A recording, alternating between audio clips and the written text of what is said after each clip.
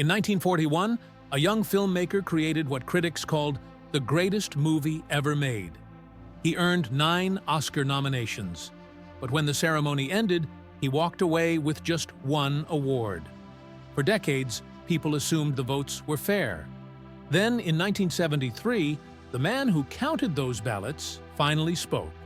He said he received anonymous phone calls during the count. Someone powerful knew exactly where he was hiding. Someone wanted that film to lose. What happened inside that hotel suite the night before the ceremony? The answer changes everything you thought you knew about Hollywood. On October 30th, 1938, a 23-year-old Orson Welles sat in front of a microphone at CBS Radio at 8 in the evening and pretended the world was ending. His Mercury Theater aired a version of War of the Worlds that sounded less like a play and more like live breaking news. Dance music kept getting interrupted by urgent bulletins about explosions on Mars, strange objects falling to Earth, and finally, Martians on American soil. According to a later study by Princeton professor Hadley Cantrell, about 6 million people heard that broadcast, and around 1.7 million believed at least part of it was real. That became the famous story of a nation panicking. But when you look closer, the picture changes. A C.E. Hooper survey of 5,000 households that same night found that only about 2% were actually listening to Welles. The other 98% were tuned in to other shows, including the very popular Chase and Sanborn Hour. Many of the wild tales of people fainting, running into the streets, and crashing cars came later from newspapers. Those papers were angry that radio had stolen their readers and ad money during the Depression, so they used the War of the Worlds story to make radio look dangerous and irresponsible. Still, there was real confusion. The Newark police switchboard took around 2,000 calls in 1 hour. Some CBS stations said their phone lines lit up with about 40% more calls than usual. The show used a very realistic news style and only paused 4 times in the hour to say it was fiction. That was enough to scare some listeners and more than enough to make Orson Welles famous. Overnight, the 23-year-old was suddenly a name that Hollywood had to notice. Because of that new fame, the movie studios began circling. On August 21, 1939, just before his 24th birthday, Welles signed one of the most shocking contracts Hollywood had ever seen. RKO studio head George Schaefer offered him a deal that older directors had dreamed about for decades and never received. Mercury Productions would get $100,000 for a first film, due by January 1, 1940, plus 20% of the profits after RKO earned back $500,000. A second film would bring $125,000. That was already a strong financial offer, but the real bomb sat in the fine print. The 63-page document gave Welles complete final cut. No one at the studio could alter his film without his permission. Executives were not even allowed to watch the footage unless Welles said they could. The studio only had approval if he tried to go over a budget of $500,000. Film scholar Robert L. Carringer later said that Schaefer simply believed Welles was going to do something huge. Hollywood insiders did not see it as a bold bet. They saw it as madness. They mocked him with the nickname Little Orson Annie. Behind the laughter sat real bitterness. A first-time film director, just 24, now had total creative control that thousands of older directors had begged for and never received. While the ink dried on that contract, Welles began hunting for a story and a script. In early 1940, he turned to Herman J. Mankiewicz, a brilliant but troubled writer who was recovering from a broken leg after a car crash in 1939. Welles sent him out to Victorville, a quiet desert town in California, to work in peace. Producer John Houseman went too and stayed in another room on the same ranch to keep Mankiewicz on track. For months in March, April, and May of 1940, Mankiewicz dictated lines to his secretary, Rita Alexander, as she typed. Page after page flowed out of that room until a full draft emerged. Carringer later called this Victorville version a thinly disguised biography of newspaper king William Randolph Hearst. It already had a strong and durable story backbone. Some later stories claimed Mankiewicz was strung out on morphine while he wrote, but historians have found little real proof of that. What we do know is this.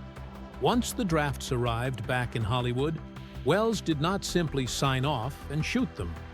He spent around 2 months rewriting, cutting, adding, and reshaping scenes. Carringer argued that Welles's work was not only substantial, it was decisive. The original contract said Mankiewicz would not receive screen credit, as if he were just a quiet script doctor. That did not last. Angry and hurt, he threatened to buy ads in the trade papers announcing his role. The argument grew fierce. In the end, Welles and Mankiewicz agreed to share credit. And when Citizen Kane later won the 1941 Academy Award for Best Original Screenplay, both names were on the statue. While the script evolved, the production itself began in secret. On June 29, 1940, a Saturday morning when most studio executives were at home, Welles walked onto a set at RKO and told people they were shooting camera tests. That was the official story. The truth was different. He later admitted that they were already shooting the real picture. He wanted to be far enough into production that by the time executives fully understood what he was doing, it would be too late to shut him down easily. His first idea for a film version of Heart of Darkness had already been killed because he refused to cut $50,000 from the budget. Schaefer had reminded him that $500,000 was a hard ceiling at a time when war in Europe had already cut into foreign film revenue. Now, as Citizen Kane rolled forward, Welles was determined to protect his vision, even if he had to bend the truth about what he was doing on set. This was where Greg Toland stepped in and changed movie history with him.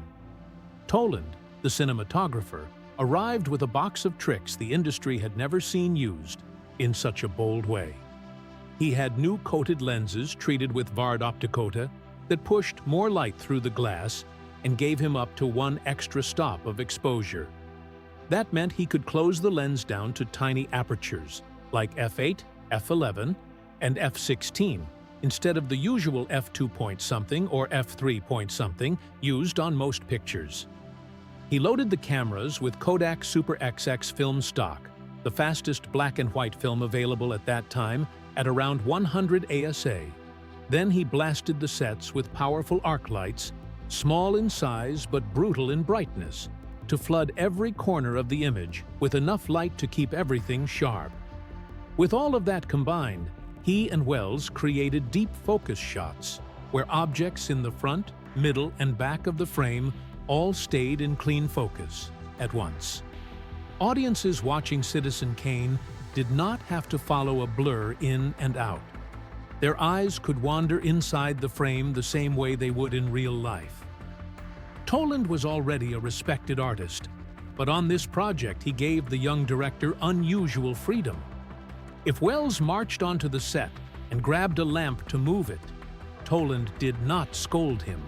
He quietly readjusted the rest of the system to keep the image perfect. It was a rare partnership between a novice director and a master technician. Even with such goodwill on the set, the clock and the calculator kept ticking in the background.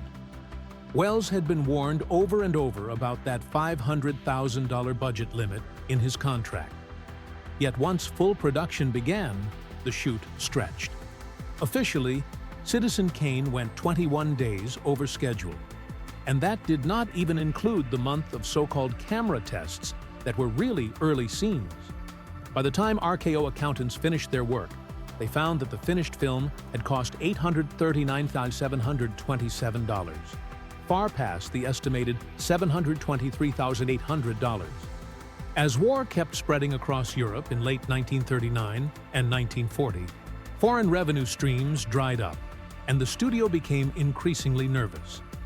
At the same time, the visual ambition of the film demanded extra money. Effects expert Vernon Walker and optical wizard Linwood Dunn created work that appears in roughly half of all the shots in the final cut. Matte paintings, optical wipes, fake ceilings, and invisible blends between sets and miniatures all cost money. Welles fought and argued, but he also knew that without those tricks, Citizen Kane would not look or feel the way he imagined. While cameras rolled and budgets swelled, his enemies slowly woke up. In July 1940, the script had reached a hefty 156 pages. By November 1940, one copy landed in the hands of the one person in Hollywood Welles had joked about in advance. Luella Parsons, the powerful Hearst gossip columnist, was earning around $2,000 every week at that time.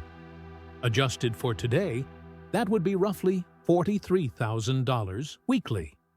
At first, she had treated Citizen Kane like any other Welles project and had even given it friendly mentions. But when she finally read the script from start to finish that November, her mood flipped. On the page, she saw a newspaper titan whose life and personality looked far too similar to her boss, William Randolph Hearst. She also saw Susan Alexander Kane, a fragile, unskilled singer pushed into the spotlight. And she thought of Marion Davies, Hearst's real-life partner, who had long been mocked as a talentless product of his money. Welles had joked earlier, telling people, "Just wait until the woman finds out the picture is about her boss." Once she did, the joke ended. Parsons felt tricked. She had been promoting a film that quietly ridiculed the man who paid her and humiliated his companion. To make it worse, a rival columnist had already seen an early screening before she did. For someone who lived on scoops, that was a personal insult. Her anger now had a target. That anger exploded a few weeks later. On December 3, 1940, at the Mocambo nightclub in Hollywood, a place where stars usually went to relax, Parsons turned the room into a battlefield. She cornered RKO executives during the evening and brought up the film directly. By then, she had already seen it, along with Hearst's lawyers. Backed by legal muscle, she delivered a threat that people in the room never forgot. If they released Citizen Kane, she said, she would destroy them. Those were not empty words. Hearst controlled 28 newspapers that reached around 20 million readers every day, nearly 1/6 of the population in the United States at that time. The very next day, December 4, 1940, Daily Variety ran a headline that said Hearst had banned RKO from his papers. That meant no ads, no reviews, no glowing profiles for anyone connected with the studio. Parsons personally called RKO President George Schaefer and promised what she described as one of the most beautiful lawsuits in history if Citizen Kane ever hit screens. She did not stop there. She also reached out to Nelson Rockefeller and warned that if Radio City Music Hall in New York dared to premiere the film, Hearst's American Weekly magazine might suddenly run a very hurtful story about his famous grandfather. The campaign had officially begun. In January 1941, Hearst moved from threats to a total blackout. He ordered that none of his 28 papers, magazines, radio stations, or newsreel companies would accept ads or publish reviews, photos, or even short notes about Citizen Kane. On January 13, 1941, The Hollywood Reporter printed a front-page story describing another layer of the strategy. Hearst's papers would start writing angry editorials about Hollywood hiring refugees and immigrants instead of Americans, putting pressure on studios to punish RKO by forcing it to bury the film. The silence was one form of attack. Another came from inside the industry. Louis B. Mayer, the powerful head of MGM and a longtime friend of Hearst, who had hosted Hearst's Cosmopolitan Pictures on his lot, helped arrange a secret meeting. Nicholas Schenck, the chairman of Loews Inc., which owned MGM, called RKO's George Schaefer to New York. Behind closed doors, Mayer made an incredible offer. He would pay RKO back the entire production cost, reportedly $800,000, if they would agree to destroy the negative and every print of Citizen Kane. For a cash-strapped studio, that was tempting. Schaefer knew his own board might accept it, so he kept the offer away from them and only talked it through with RKO's lawyers. Then he did something rare. He refused and pushed the film forward anyway. As the release date crept closer, even the government became part of the pressure. In February 1941, the FBI stepped in. Director J. Edgar Hoover personally called George Schaefer. Agents visited at least 10 movie theater owners across the country and hinted that federal investigations into their finances or business practices might suddenly appear if they agreed to show Citizen Kane. The message did not need to be shouted. Exhibitors understood. Many quietly refused to book the film, even as critics who had seen it in major cities praised it loudly. Radio City Music Hall, already rattled by Parsons' phone call to Nelson Rockefeller, decided not to host the premiere. The Warner Bros. Theater chain initially refused to show it as well, until Schaefer threatened to sue them alongside MGM for conspiracy. What emerged from all this was a clear picture of how far Hearst's influence stretched, and how willing his allies were to lean on their connections in government. Then Hearst added a new kind of attack. In March 1941, his papers began to float a very different story about Orson Welles. According to Planted Pieces, Welles was not simply a bold young director. He was a communist spy whose movie Citizen Kane had been paid for with Soviet money. Daily Variety printed a story on March 15, 1941, repeating that claim, saying the film was financed with Moscow gold. None of this was true. RKO had funded the entire $800,000 production. There was no Soviet cash anywhere in the ledgers, but truth mattered less than shock. The FBI reacted again, this time opening an investigation into Welles himself. The agency even placed his name on a list of people who should be arrested if a national emergency ever occurred. That label marked him as a possible enemy of the state. These accusations, born out of Hearst's anger, did not disappear quickly. Throughout the 1940s, the rumor that Welles had communist ties followed him and quietly damaged his career during a rising wave of anti-communist fear.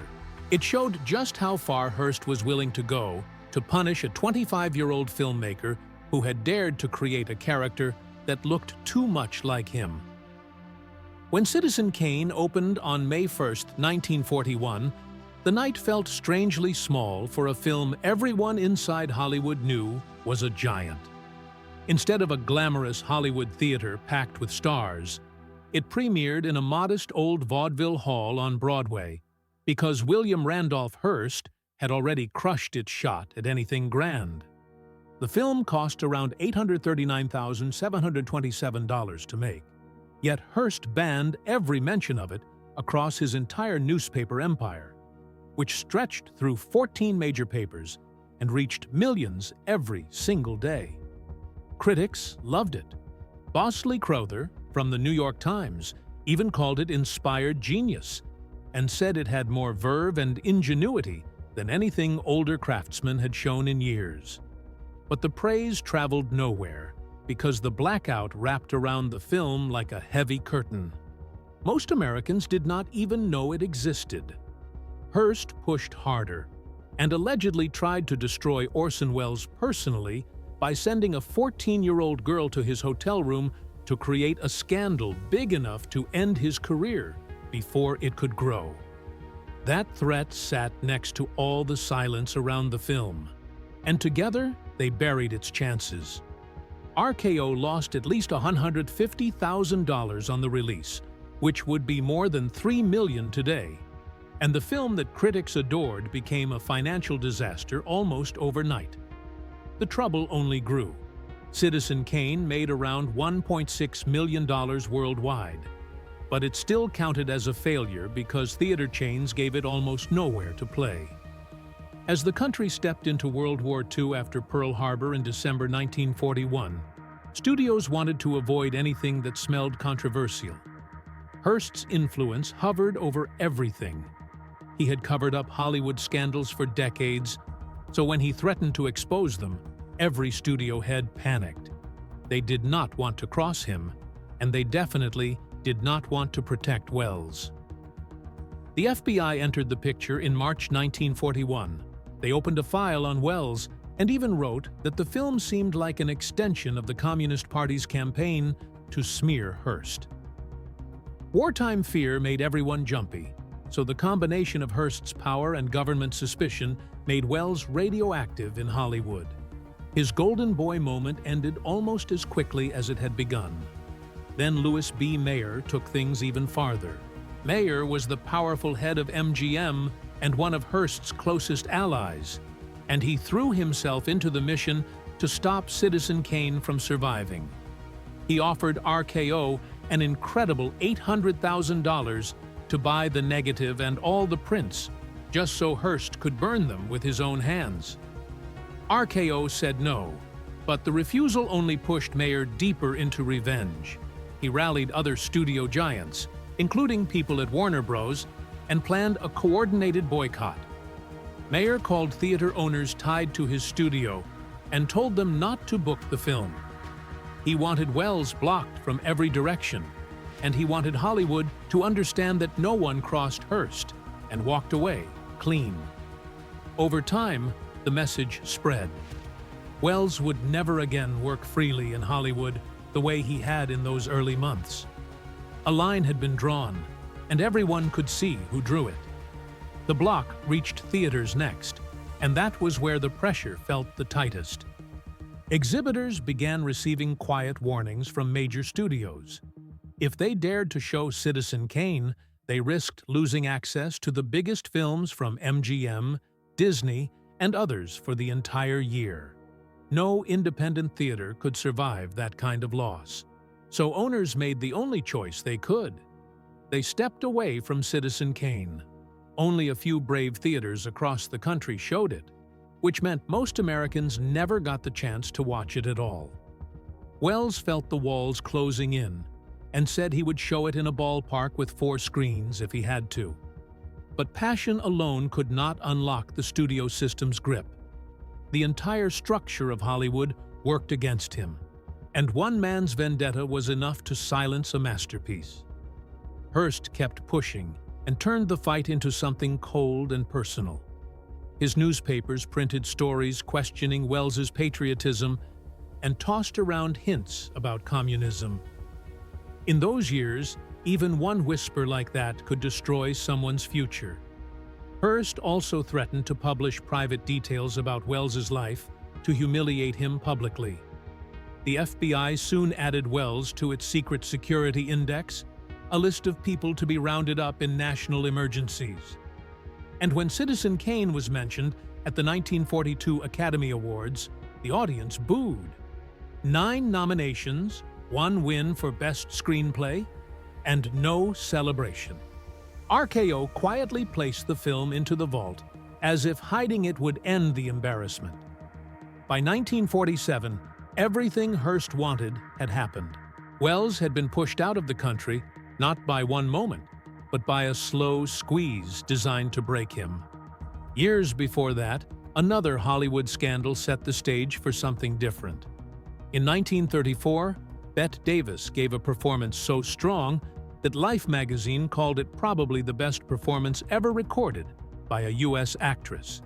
She played Mildred Rogers in Of Human Bondage and stunned critics everywhere, yet she did not receive a single Oscar nomination.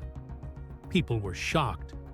Rumors spread that Jack Warner, her own studio boss, told employees to vote against her because she had made the film for RKO, not Warner Brothers. Davis later said her bosses helped by sending instructions to vote for someone else. Even a postman complained to Photoplay magazine and said the voters deserved the devil for what they did. The uproar grew so large that the Academy felt its reputation slipping. In January 1935, to rebuild trust, they hired Price Waterhouse to count ballots independently. That choice created the secure voting system still used today. Another blow landed in 1940. For years, the Academy had given newspapers an embargoed winners list to be printed at 11 at night on ceremony day. But on February 29, 1940, the LA Times broke that agreement and printed all 12 winners hours before the event began. Nominees walked into the Ambassador Hotel knowing exactly who had already won. Guests read the results in the lobby while the ceremony unfolded, and the Academy realized suspense had died that night. Starting in 1941, sealed envelopes became the new rule, and Price Waterhouse's role expanded. They alone would know the winners until the moment of announcement, placing the entire night's tension inside 2 locked briefcases. By 1942, security grew even tighter. Price Waterhouse partner Kenneth Snyder counted 1,200 ballots in a private hotel suite before the February 26th ceremony. He worked alone with 2 briefcases and created duplicate sealed envelopes for every winner. He delivered one set himself to the ceremony and locked the backup in his office safe. After each category was announced on stage, the backup envelope for that category was shredded. This method became standard for decades. That year was unusually tense because Citizen Kane held 9 nominations. Hollywood felt the pressure. Mayer despised the film, and everyone knew it. Then the whispers began. In a 1973 interview, Kenneth Snyder said he received anonymous calls during the counting process. The callers told him to keep Citizen Kane from winning. The calls reached him inside his hotel suite, which meant someone powerful knew where he was. Welles had angered many people with his portrayal of Hearst. Mayer had even offered $800,000 to burn the negative. Snyder insisted he counted fairly, but the results still stung. Citizen Kane won only 1 Oscar, while How Green Was My Valley collected 5. Snyder's story raised unsettling questions that floated around Hollywood for years, and another rumor followed. On February 25, 1942, just hours before the Oscar ceremony, Mayer allegedly visited Snyder's suite. Some said he arrived with offers of substantial donations to the Academy in exchange for fair counting, which many believed was a coded request to block Citizen Kane. Price Waterhouse denied the meeting ever happened, yet several Academy members reported seeing Mayer in the hotel that night. The timing felt suspicious. He appeared around 8 in the evening, only a few hours before the results were sealed. Citizen Kane walked away with only 1 win despite the praise surrounding it, and the fallout pushed Price Waterhouse to create rules preventing any studio executives from approaching ballot counters. Those rules have stayed in place ever since. The mix of errors, corrections, and scandals around Citizen Kane feels like a long chain of misunderstandings that kept tying themselves together. So the best way to make sense of it is to follow how one thing led into the next. It begins in 1934, long before the stories people often repeat. Back then, Bette Davis was furious over her Best Actress situation for Of Human Bondage. She believed that Warner Brothers executives told their employees not to vote for her because the film came from rival studio RKO.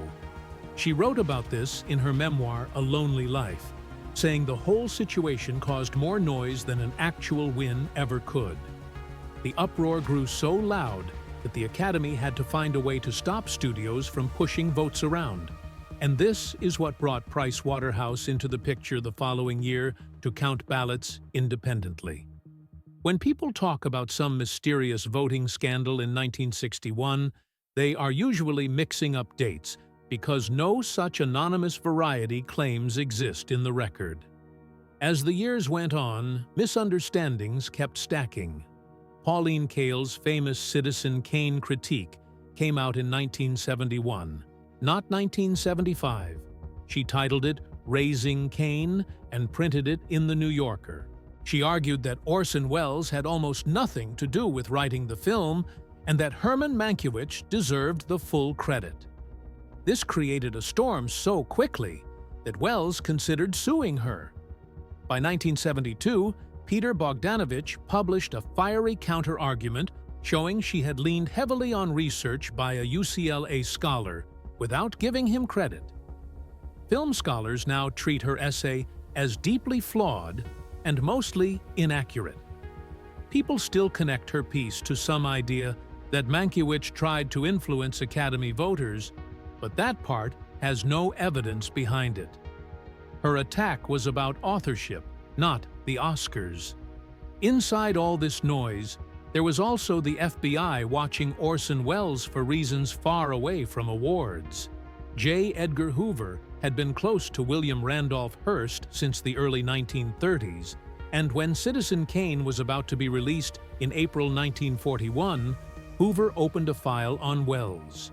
Hearst fed the FBI names and rumors about so-called communist activity in Hollywood, and this put Welles under suspicion. By 1944, the Los Angeles Bureau recommended putting him on the Security Index, which meant he could be detained in a national emergency. They never actually proved he was a communist, but they kept him under surveillance until 1956. Despite how dramatic this sounds, there is no proof of any specific FBI warning to Academy voters. It was long-term surveillance, not a pre-Oscar intervention.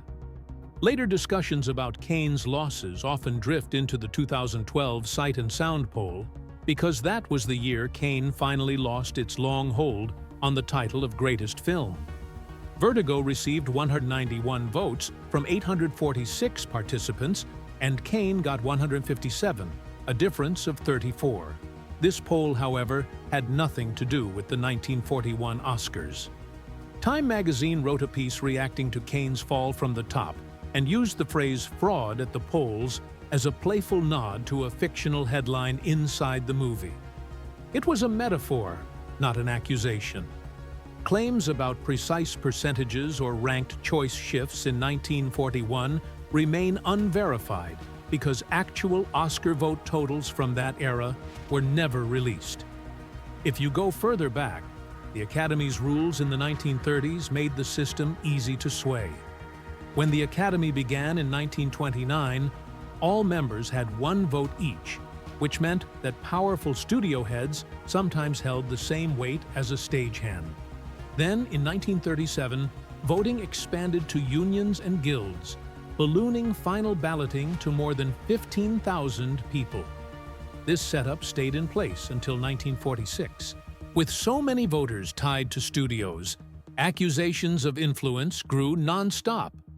Jean Hirschholt, who served as Academy president, tried sending statements urging members to stay neutral, but the huge voter base made control almost impossible. People sometimes point to a supposed memo from Darryl Zanuck in 1942 telling branch managers to buy votes with screening privileges, but no credible record of that memo exists. What is clear is that How Green Was My Valley came from 20th Century Fox, and Zanuck was involved, and the film beat Citizen Kane for Best Picture. Hearst's newspaper empire was already attacking Kane everywhere it could, even offering RKO money to bury the film. Most historians believe this atmosphere hurt Kane's chances.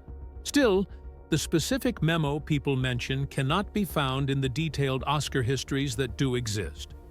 Price Waterhouse had already become the Academy's ballot counter in 1935, not 1941, and they were hired to add trust after the Bette Davis incident.